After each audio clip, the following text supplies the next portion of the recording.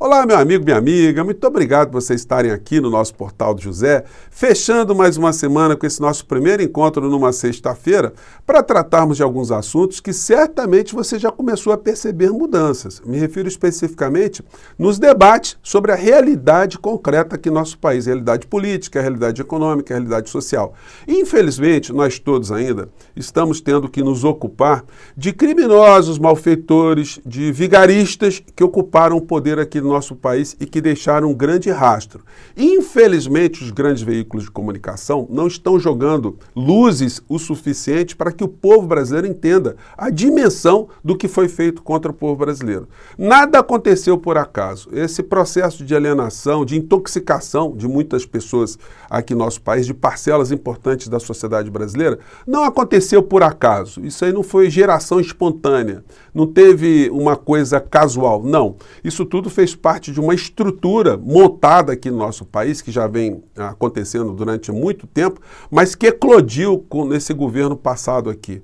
Um processo absoluto de alienação de pessoas que ajudaram a liquidar direitos que prejudicaram essas próprias pessoas sem que elas percebessem. Passamos aqui no nosso país 4 anos numa estagnação econômica, o povo brasileiro ficando mais pobre, o povo brasileiro ficando mais sem direitos sociais. No entanto, muitas pessoas ainda vivem no mundo paralelo. Mas isso tudo começa lentamente a ser desvendado, especificamente por espaços como esses nossos aqui na internet, de muitos canais aqui que estão fazendo esse trabalho de jogar luzes sobre algumas questões, ou sobre as principais questões. Mas elas precisam ser mais iluminadas, e é por isso que eu estou aqui com vocês hoje, para tratar de alguns fatos que estão acontecendo e como é que eles se inserem nessa estrutura de deixar o povo brasileiro cada vez mais alienado, cada vez mais distante dos debates críticos sobre a nossa realidade, cada vez mais perturbado, né, em alguns setores da sociedade. Mas antes de mais nada, antes de entrarmos nessas questões, quero convidar você que está chegando agora no nosso portal a se inscrever.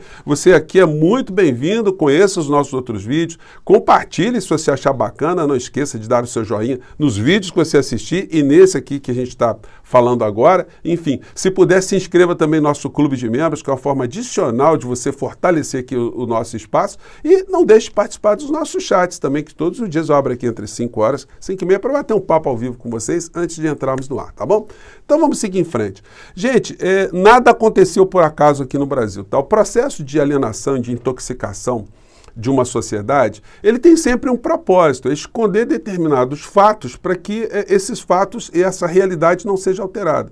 Durante o governo Bolsonaro, nós tivemos a manutenção de poder de grandes estruturas econômicas aqui no Brasil e de fora do Brasil com interesse aqui dentro, ou com interesses, né?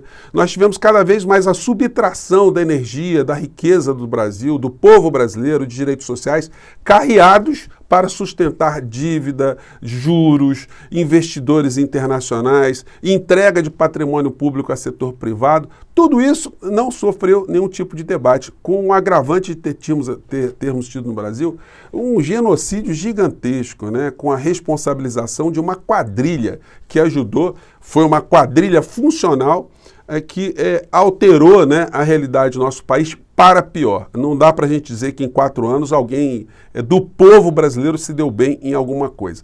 E a gente tem personagens que, dentro de uma estrutura que se utiliza da religião, ajudou a intoxicar e alienar ainda mais o povo brasileiro.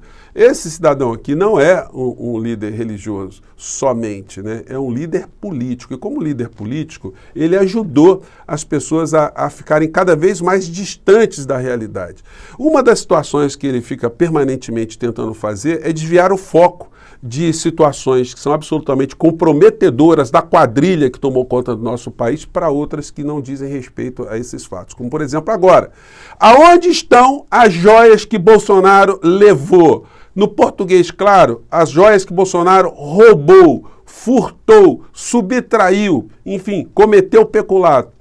O pastor aqui, o líder político, não responde. Ele fica chamando a atenção de abusos e crueldade de Alexandre de Moraes.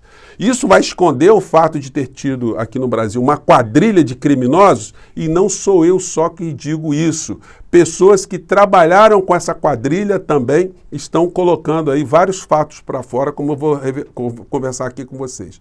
Bom, esse processo todo aqui no Brasil, ele causa muita espécie quando a gente vê, por exemplo, um jornal nacional de ontem mostrando a realidade na França, onde os franceses estão indo às ruas contra a reforma da Previdência que quer obrigar os franceses a trabalhar mais 2 anos, aumentando o teto da aposentadoria de 62 para 64 anos, para terem os mesmos direitos. Isso está causando um rebuliço na França gigantesco. O Jornal Nacional ontem fez uma matéria, né, mas não citou a reforma da Previdência no Brasil, que assaltou o povo brasileiro. Vamos acompanhar esse trecho aqui, vamos lá.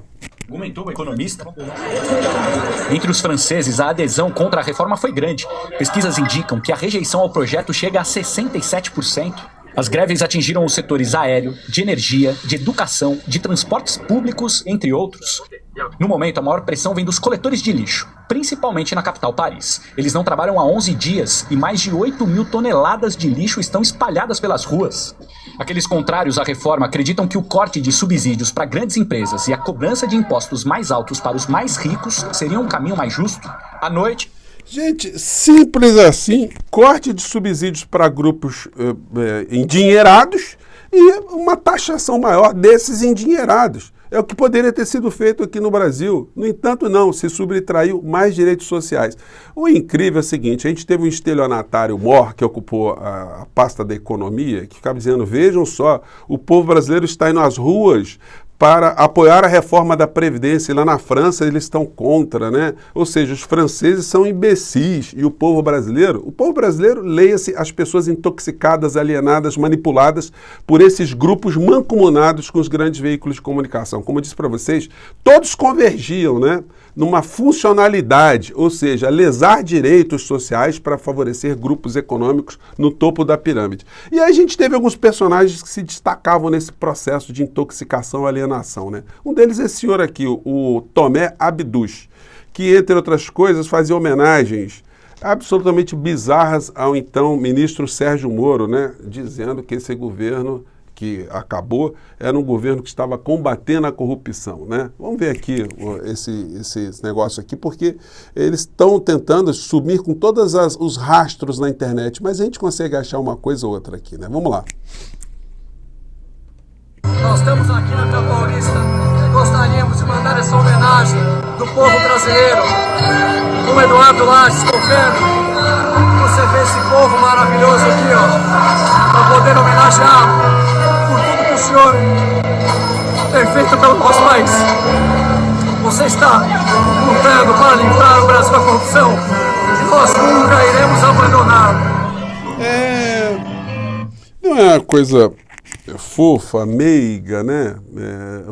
Essa homenagem ao Moro, mas não ficava só nisso, né? Esse bolsão de loucura, de alienação, de intoxicação, ele foi arrastando uma parcela da sociedade brasileira que ficava ali festejando a supressão dos seus direitos, né? Até fiz alguns programas aqui mostrando, olha, como se escravos estivessem felizes ali com a administração da senzala e fossem para as fazendas ali comemorar, né? Que agora estavam trocando os grilhões, colocando grilhões um pouquinho mais confortáveis, né? Basicamente é essa visão aterradora. E um dos personagens mais bizarros foi esse aqui, com esse tipo de movimentação aqui a favor da reforma que suprimiu os direitos do povo brasileiro. Eu queria perguntar para os brasileiros se vocês são a favor.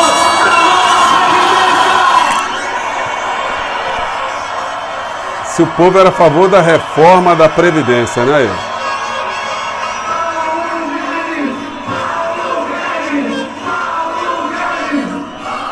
Gente,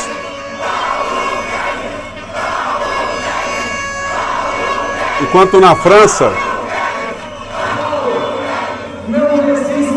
o povo brasileiro está com você e a nova Previdência. gente, é um negócio enlouquecedor, né? Isso que a gente está vendo não é fruto do acaso, como eu digo a vocês. Esse processo todo está sendo exposto a cada instante, pena que não tem muita reverberação, né? Por exemplo, um ex-ministro de Bolsonaro era para estar tendo mais voz nos grandes veículos, né? Para levantar aqui o depoimento dele do que ele presenciou quando ele foi ministro desse governo. Vamos pegar o trecho aqui do último vídeo dele. Achei um pé de porco aqui, achei um focinho de porco, achei uma orelha de porco. Rapaz, se não é porco, é porca. Se não é porco, é cachaça, é leitão, é feijoada, pode ir atrás. Tá esquisito, muito esquisito.